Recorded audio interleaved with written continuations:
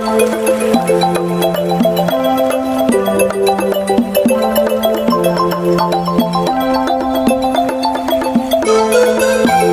livro de Jó é um livro profundo e único na Bíblia por muitas razões. A história acontece em uma terra muito distante de Israel chamada Uz. Jó, o personagem principal, não é israelita e o autor, que é anônimo, nem sequer define a história em um período específico da história antiga.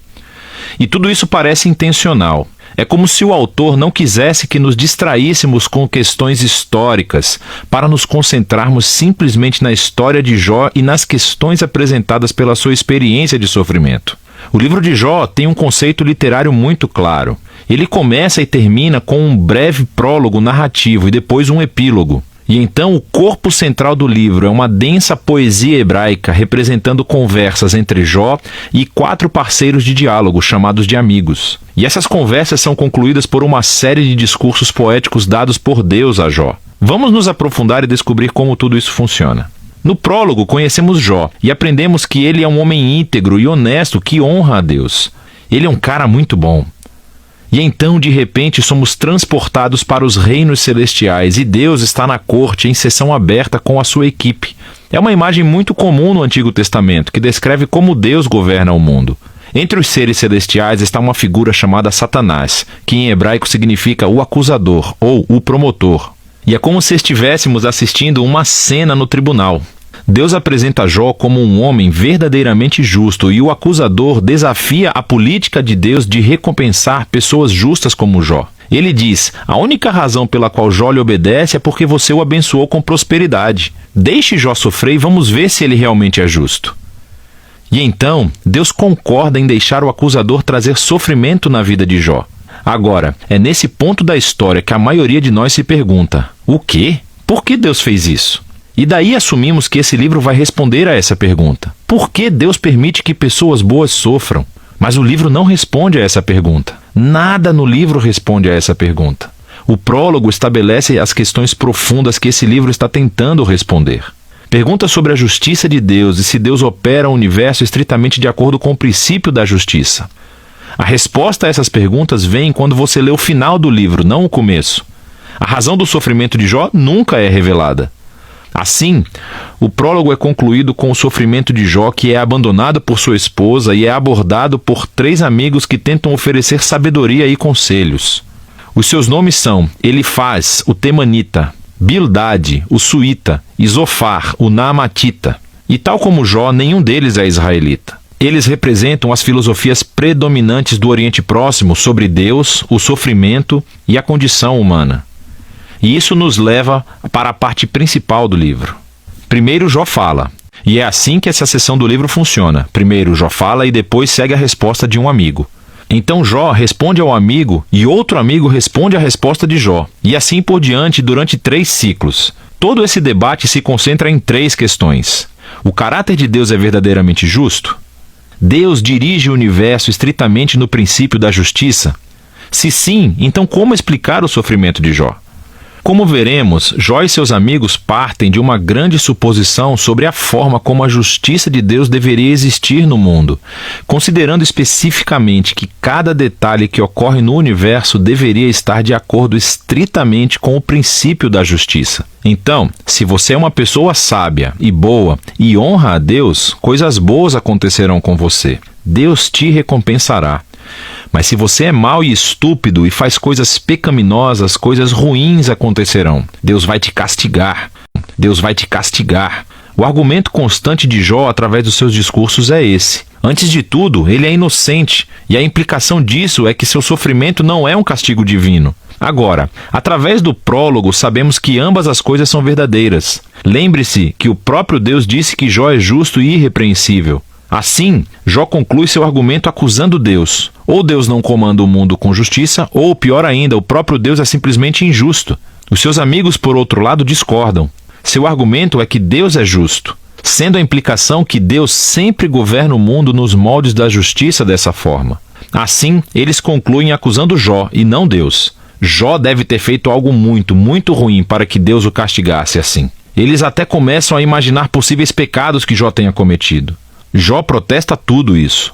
Na verdade, ele fica tão cansado dos amigos que acaba desistindo deles. Ele leva o seu caso diretamente a Deus. Agora, algo que você deve se lembrar é que Jó está vivendo uma montanha-russa emocional nesses problemas. Ele costumava acreditar que Deus era justo, mas agora ele não consegue reconciliar isso com seu sofrimento. E assim, em alguns momentos, Jó acusa Deus de ser um valentão. Ele declara que Deus orquestrou toda a injustiça do mundo.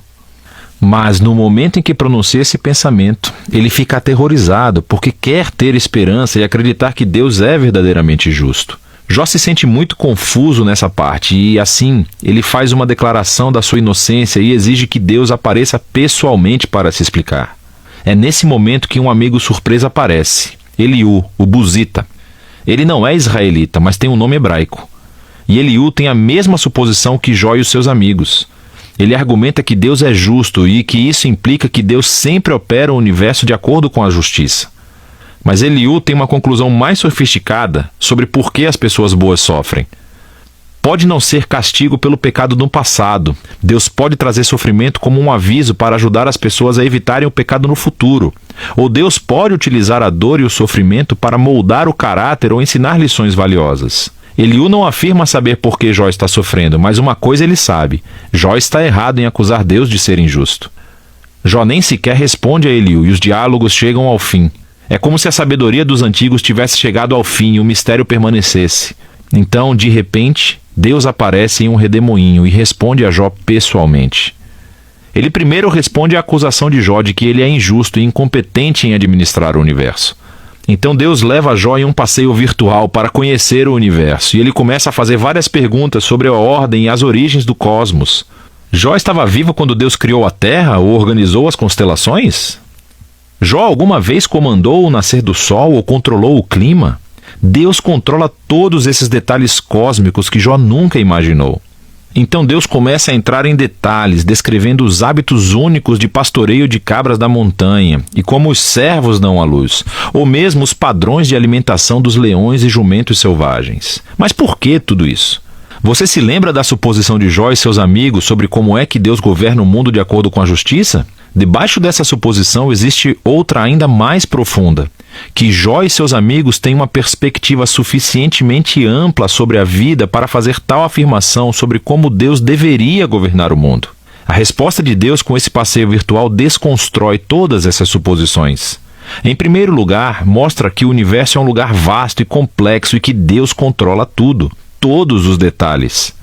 Jó, por outro lado, não pode tirar conclusões através do pequeno horizonte de sua experiência de vida. Sua visão é muito limitada. E assim, o que parece ser uma injustiça divina do ponto de vista de Jó precisa ser visto através de um contexto infinitamente maior. Jó simplesmente não está em condições de fazer uma acusação tão grande sobre Deus.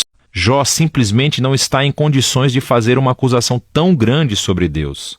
Após o passeio virtual, Deus pergunta a Jó se ele gostaria de microgerenciar o mundo por um dia, de acordo com o princípio de justiça que Jó e os seus amigos presumiram, castigando todos os atos malignos de cada pessoa a cada momento com a retribuição precisa. O fato é que agir com justiça no mundo como o nosso é algo extremamente complexo. Nunca é preto no branco, como Jó e os seus amigos parecem pensar. O que leva ao último ponto de Deus. Ele começa descrevendo essas duas criaturas fantásticas, Behemoth e Leviatã, que algumas pessoas acham que são representações poéticas de um hipopótamo e um crocodilo. Mas, mais provavelmente, eles se referem a criaturas conhecidas na mitologia do Oriente Próximo, que são usadas em outros lugares da Bíblia como símbolos da desordem e perigo que existem no mundo bom de Deus. Essas criaturas não são malvadas. Na verdade, Deus tem bastante orgulho delas, mas elas também não oferecem segurança. O ponto é que o mundo de Deus é incrível e muito bom, mas não é perfeito nem sempre seguro. O mundo de Deus tem ordem e beleza, mas também é selvagem e às vezes perigoso, assim como essas duas criaturas fantásticas. E assim, voltamos à grande questão do sofrimento de Jó. Por que há sofrimento no mundo de Deus? Seja causado por terremotos, animais selvagens ou por outros humanos, Deus não explica o porquê. O que ele diz é que vivemos em um mundo extremamente complexo e surpreendente, que, pelo menos por agora, não foi projetado para evitar o sofrimento. Essa é a resposta de Deus. Jó desafiou a justiça de Deus. Deus responde que Jó não tem conhecimento suficiente sobre o nosso universo para fazer tal afirmação. Jó exigiu uma explicação completa de Deus. E o que Deus pediu a Jó foi a confiança em sua sabedoria e caráter. E assim, Jó responde com humildade e arrependimento. Ele pede desculpas por acusar a Deus e reconhece que passou dos limites. Então, de repente, o livro conclui com um breve epílogo. Primeiro, Deus diz que os amigos de Jó estavam errados, que as suas ideias sobre a justiça de Deus eram simples demais e não eram completamente verdadeiras à luz da complexidade do mundo ou da sabedoria de Deus. E então, Deus diz que Jó falou corretamente sobre ele. Isso é surpreendente porque não se aplica a tudo o que Jó disse. Quer dizer, sabemos que Jó tirou conclusões precipitadas e erradas, mas ainda assim Deus aprova a luta de Jó. Como Jó veio honestamente diante de Deus com toda a sua emoção e dor e simplesmente queria falar com o próprio Deus.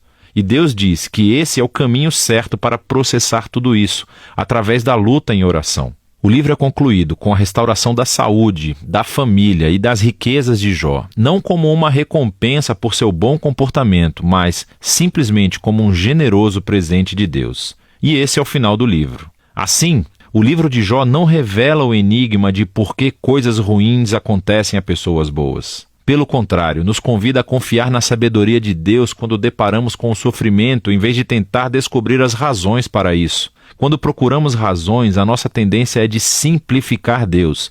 E tal como os amigos de Jó, ou como o próprio Jó, acusamos a Deus, mas com base em evidências limitadas. E assim, o livro nos convida a levar honestamente a nossa dor e o nosso pesar a Deus e confiar que Deus realmente se importa e que Ele sabe o que está fazendo.